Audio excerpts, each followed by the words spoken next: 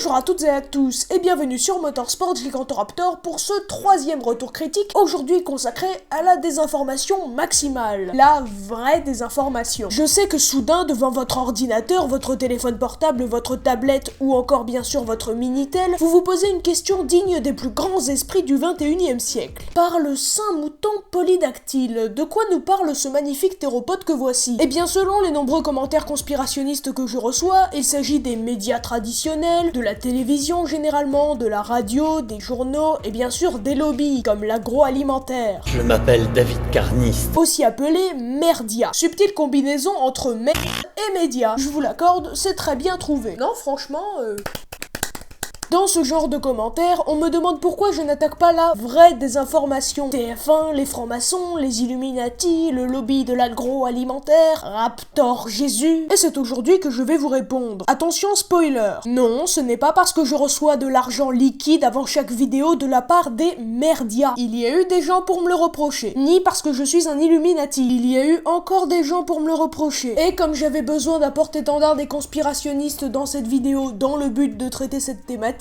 j'ai choisi Sophie. Merci Sophie. Ayant commenté sur mon dernier débunkage 3 semaines avant l'écriture de la vidéo que vous êtes en train de visionner, qui pense que je gagne de l'argent avec mon travail ou que je suis financé extérieurement. Déjà que je ne monétise plus, qui est fan de Stop Mensonge et qui me pose une question très intéressante qui m'a déjà été posée et qui concerne tous mes débunkages. Pourquoi cette envie de démolir un site qui a une ouverture pour une fois? Je trouve au contraire que c'est un signe de curiosité et d'intelligence que de ne pas se fermer à la médiocrité ambiante. Je tiens à ajouter que ça concerne toutes les personnes m'ayant déjà posé une question similaire. Une bonne fois pour toutes, pourquoi continuez-vous de vanter les mérites de « Veuillez insérer le nom d'un désinformateur » alors que vous venez de voir son argumentaire se faire réfuter? Sauf si vous n'avez pas vu la vidéo, et dans ce cas je ne peux rien pour vous. Si ma réfutation ne vous convient pas, vous pouvez toujours développer votre argumentaire dans le but d'en discuter calmement autour d'une bonne tasse de thé. Ensuite elle nous parle du système, dont je reprendrai apparemment les arguments, et bien sûr des médias qui font, selon elle, beaucoup plus de désinformation que Stop Mensonge. Alors déjà, on peut se poser la question de savoir si c'est vrai. Tout ce qui est sur Internet est vrai. Oui, c'est vrai.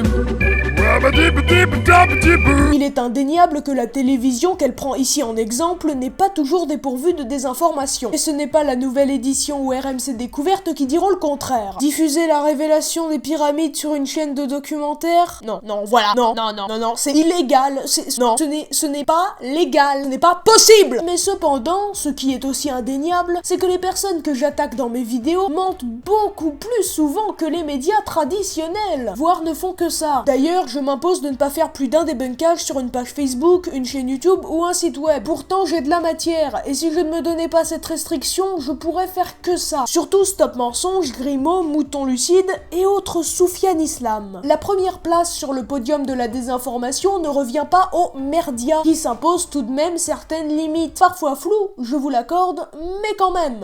Même si ces derniers ne sont pas négligeables pour autant, là-dessus, je vais citer mon ami Hygiène Mentale, qui a trouvé les bons mots. Lire les informations, c'est emprunter une route pleine de chaos. Il faut toujours faire gaffe où on met les pieds. Mais se tourner pour cette raison vers les médias alternatifs, c'est carrément décider de passer par les marécages. Ça ne mène à rien. Ce qu'il nous faut, c'est pas accorder notre confiance à tel ou tel média. Ce qu'il nous faut, c'est être bien équipé pour la route.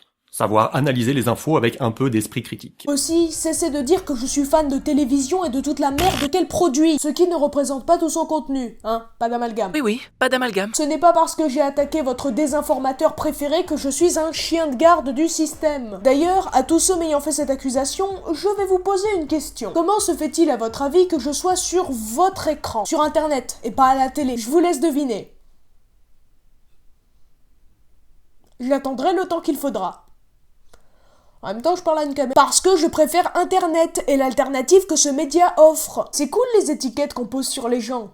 Faute d'argument. Comment sais-tu que si tu voulais, tu pourrais passer à la télé? Parce que je suis ni plus bête ni moins vendeur qu'un autre. Si j'avais tout fait pour m'y rendre, j'y serais déjà parvenu. Quand je vois que certaines personnes deviennent des stars en ne faisant rien, je me dis que tout le monde peut le faire, non? Mais pourtant, si tu as de quoi faire avec la télé, pourquoi tu ne l'attaques pas? Excellente question, et je tiens à y apporter une réponse précise. Numéro 1, parce qu'au bout d'un moment, tous mes débunkages auront une forme redondante. Toujours des émissions de télé ou des articles de presse. Numéro 2, parce que la télévision et les autres médias font beaucoup moins de désinformation que les médias dits alternatifs. Numéro 3, parce que je suis sur internet et que je travaille sur internet, ainsi je m'occupe de ce qui concerne mon média. Je tiens à ce qu'il reste clean. Numéro 4, parce que je peux voir directement la réponse des désinformateurs, car mon travail leur est transmis par leur communauté ou par la mienne, si une quelconque réponse est fournie. Alors que si j'attaque une émission de télé ou un article, les désinformateurs n'iront pas sur internet chercher les critiques, et le lien avec eux est beaucoup moins direct. Et numéro 5, d'autres le font beaucoup mieux que moi. Voici toutes les raisons pour lesquelles je n'attaque pas les médias traditionnels. Et je pense que c'est suffisant. Je me permets d'ajouter que cela ne fait pas de moi un chien de garde du système. D'ailleurs, je ferai bientôt un autre retour critique dans la continuité de celui-ci, consacré à l'alternative. Mais avant, j'ai d'autres projets, alors soyez patients. Passons maintenant à la deuxième partie de la vidéo, consacrée à ce que j'aurais pu améliorer dans la vidéo sur Stop Mensonge. Je pense que cela concerne plus la chaîne en général que cette vidéo, mais soit.